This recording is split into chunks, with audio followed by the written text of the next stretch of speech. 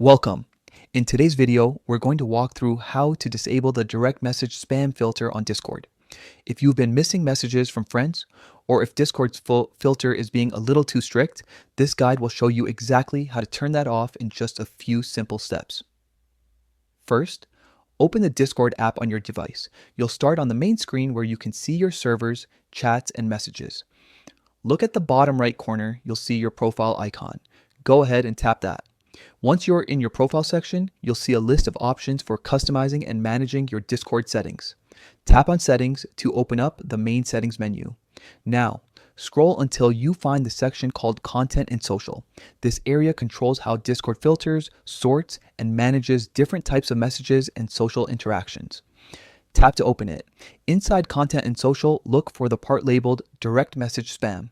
This is where Discord automatically filters messages that it thinks might be unwanted or harmful.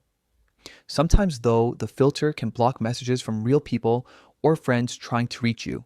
To stop Discord from filtering your DMs, choose the option Do Not Filter.